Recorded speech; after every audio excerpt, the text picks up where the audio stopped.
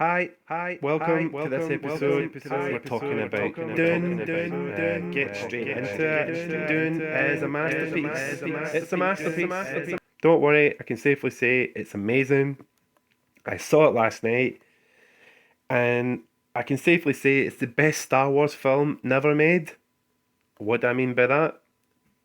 You ask? Maybe. It's a big budget space opera with similar vibes to The Empire Strikes Back and Revenge of the Sith. Timothy Chalamet's Paul is very similar to Hayden Christensen's Anakin Skywalker, but with a better script.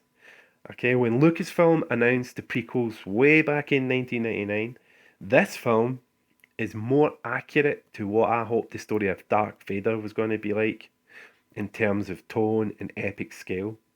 Visually, it's very similar to Gareth Edwards' Rogue One and Denis Villeneuve, his last sci-fi film, Blade Runner 2049. I really hope Lucasfilm see this movie and he use it as an inspiration to revamp the Star Wars series after 6 goofy sequels and prequels. This film might be called Dune, and do not get me wrong, the story is slavishly faithful to the source material of Frank Herbert's novel. Okay, it is Dune. But in every other way, visually speaking, this is a Star Wars movie in all but name. Kind of in the same way that J.J. Abrams' Star Trek reboot film, and if you remember that film way back in 2008 or something. Okay, that film had Spock and Kirk and company, but the film was essentially a Star Wars movie rebranded as Star Trek. So the film's great. Do I have any issues with the film? Is it perfect? Well, nothing's perfect. I'll briefly get into some detail about my issues with the film. Okay, I had some minor gripes, nothing really crazy, but I'll go into them. Okay, so my only real issue with the film was the set pieces.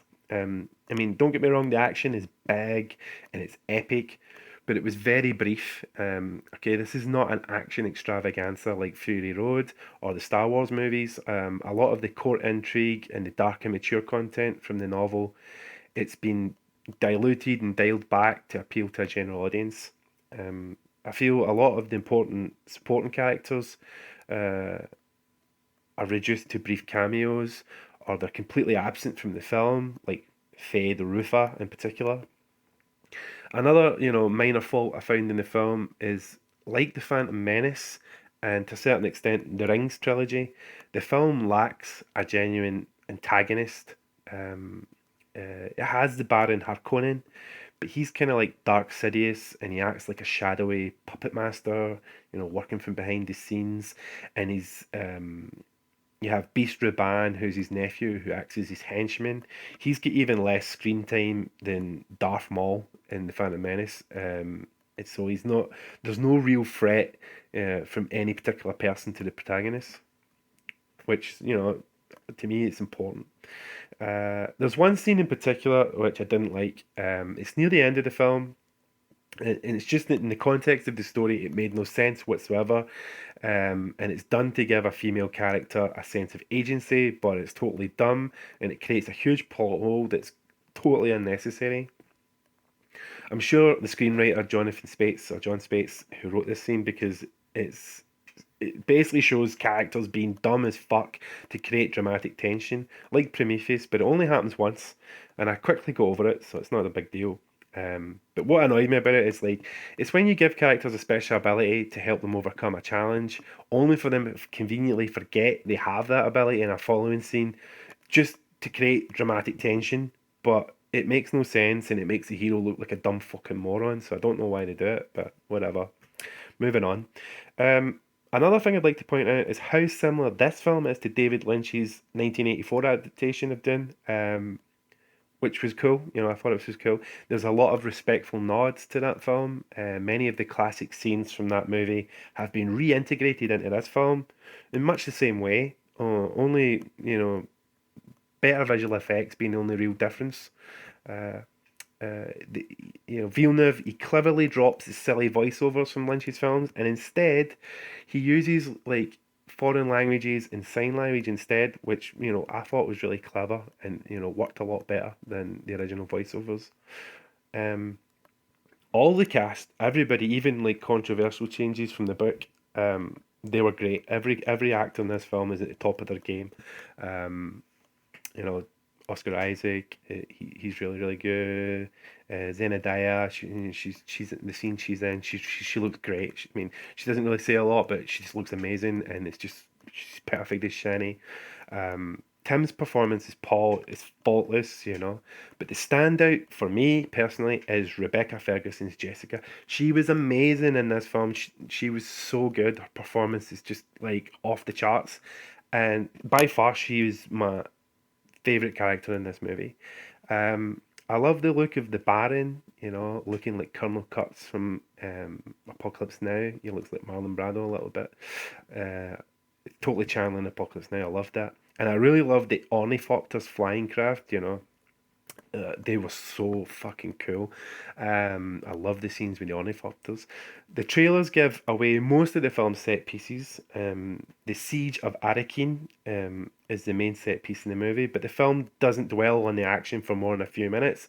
And overall, I found the battle anticlimactic. Again, Villeneuve seems like Lynch to be uninterested in action set pieces, which the ones that we get are really good and they're well done, but I was left a little disappointed that there was not more action in this film.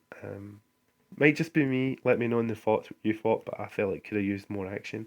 This film is very similar to Ridley Scott's sci-fi films. I mean, I felt that way about Villeneuve's output before. Like he obviously did the sequel to Blade Runner, so it was very close to Ridley Scott. But as a director, he's very similar to Scott in the sense that he's a master of world building and crafting otherworldly atmospheres. It doesn't matter if the films are set in the past or future, but they always take you to another time and place, which is usually dark and full of foreboding, but also, and more importantly, completely immersive. Because of all the incredible attention that they pay to the details. I mean, Villeneuve is the best director working today, apart from Ridley Scott, who does this. Possibly with the exception of, George Miller, who does this really well with the Mad Max movies, Fury Road in particular. And Peter Jackson did the same with Lord of the Rings and his Kong film. I think Dune could be the new Lord of the Rings. It could be the next big epic fantasy franchise. But if this is to be a great trilogy, then the next movie really has to up the ante in the action stakes with the subsequent sequels. And, it has to present a genuine antagonist for the hero to play off against. Going back to things I really loved about the movie, it's like a small detail in the film, but I thought it was great.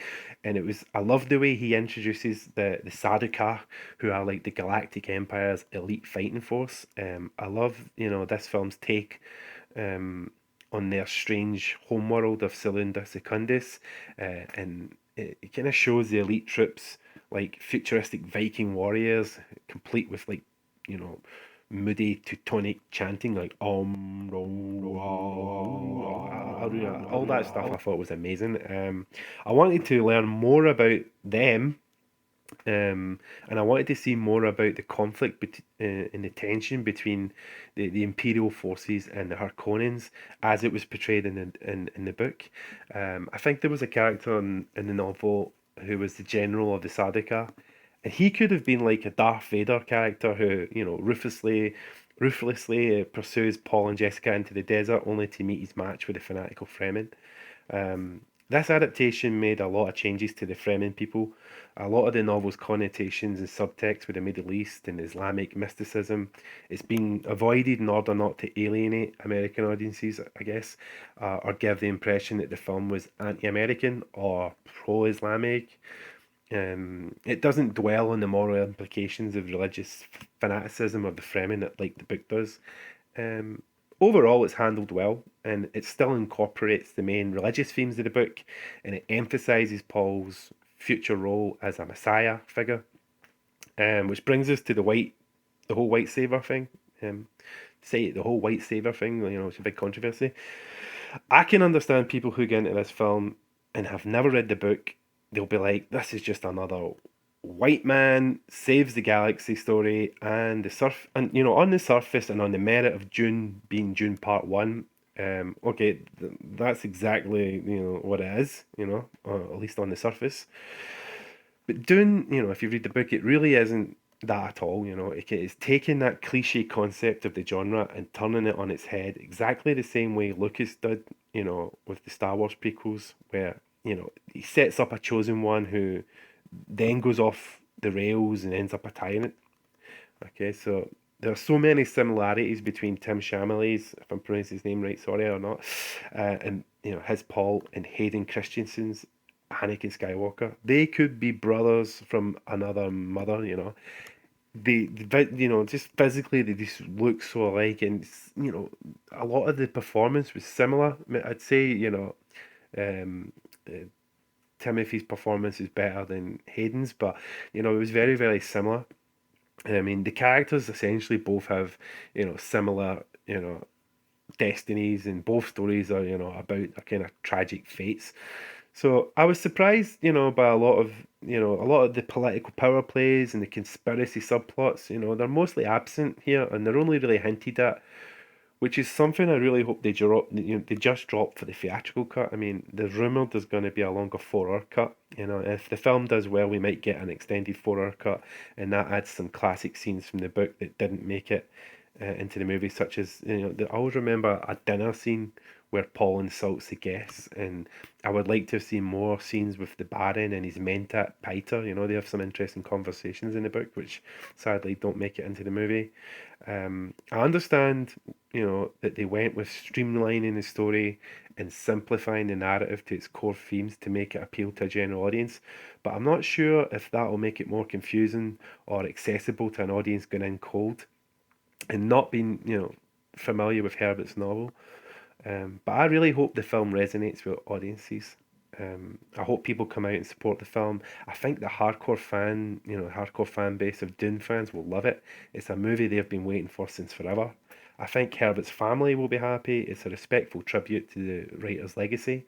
I think Star Wars fans, particularly older ones who grew up with the original trilogy, who got burned with the prequels and sequels, will be really happy with this, as this film is very close to the film, at least in my opinion, that they've been wanting to see since 1999. Again, I'll say it, Disney and Lucasfilm need to look at this film, at its structure and its tone in terms of its immersion, and get back to telling a story of an eternal conflict between good and evil, and say, look, the fans are looking for something like this, a story with real stakes and a credible threat from the dark side, which is sinister and seductive, and kind of go with it.